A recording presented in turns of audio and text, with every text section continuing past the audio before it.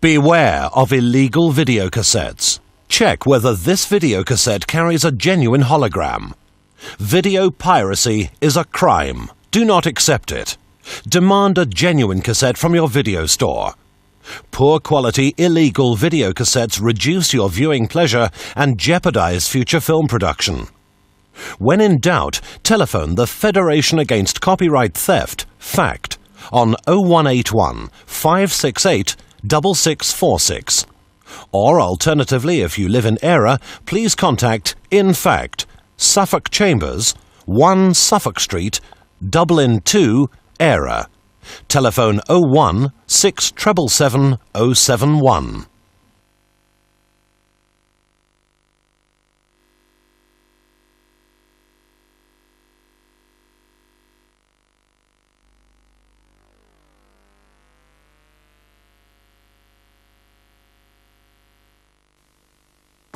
In 1977, producer-director George Lucas created the Star Wars trilogy and changed the way we looked at movies.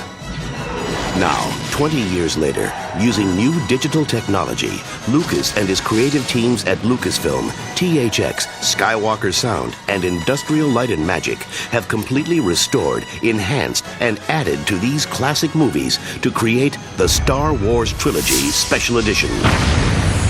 For the trilogy's second installment, The Empire Strikes Back, Lucas supervised the addition of brand new footage, as well as an enhanced look for many of the film's key scenes and locations. Once I started to redo the first film, it became such a good experience that I said, well, gee, we should go back and finish the other two films too. I'm not afraid. You will be. One of the problems I had is one of the sequences with the Wampa ice monster. The monster that was developed originally didn't work, so I had to jettison that monster. I had Phil Tippett create a little tiny hand puppet, which we were able to use in 2 shots. It was just a head. And we just did it at the last minute to stick it in. But the rest of the sequence was sort of cut around the monster, where you hear it, but you don't see it. And there's a certain creative way of doing that. I mean, you can do it where you don't see the monster, and some people would say that's more artistic than actually showing it, but in this particular case, I really wanted to see the monster, and I felt it would add more tension to the scene and make it more interesting. So we were able to do that. I was able to go back, create a better version of the monster, and shoot the scene and all the cutaways to the monster and add them into the scene, which I think makes that ice scene make more sense than it did before.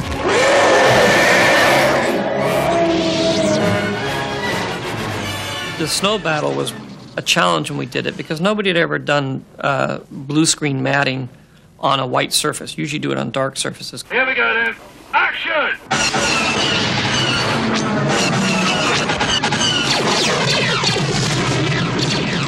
We used optical technology, of course, to do all that compositing. And a telltale sign that something's been optically composited is a black line around it. And when you have a sequence that takes place in outer space against stars, it's easy to reach a point where those black lines don't show up. But when you have a sequence that takes place against snow in the daylight, every hint of that black matte line becomes very visible. And so the first time through doing the snow battle here 17 years ago, a lot of effort went into finding ways to minimize that black line. One of the ways was to not print all of the elements at their full opacity. All right, I'm coming in. Consequently, when you see the snow battle on film, you may notice that there's part of the scenery is visible through the cockpit. And it was a constant trade-off of how transparent can we make the cockpit. At what point is the black line more objectionable than the transparency? And so there was an opportunity to go back into those shots, use the computer technology, and eliminate all the transparency, but also not have any matte lines.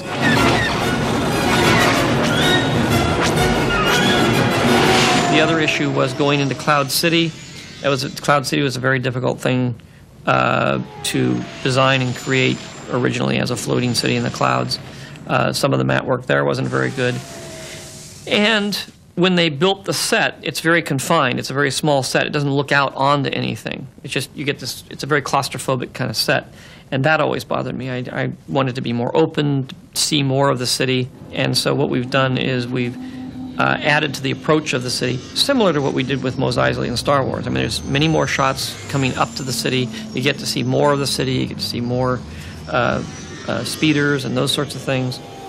And then at the same time, when they land and they start walking through the city, now they walk through and there's large windows. You can see out and see more of the city, and it opens it up and makes it much larger. Be able to pull back and see these grand visions of balconies and the city beyond and all that kind of stuff. To do that before was almost impossible. And now we can do it. We're doing it, you know, we have moving shots. We have all kinds of things that you just weren't able to do before. They just was not possible up until a few years ago. My ally is the Force, and a powerful ally it is. Now, sit back and get ready to experience George Lucas's definitive vision of The Empire Strikes Back, the second installment in the Star Wars Trilogy Special Edition.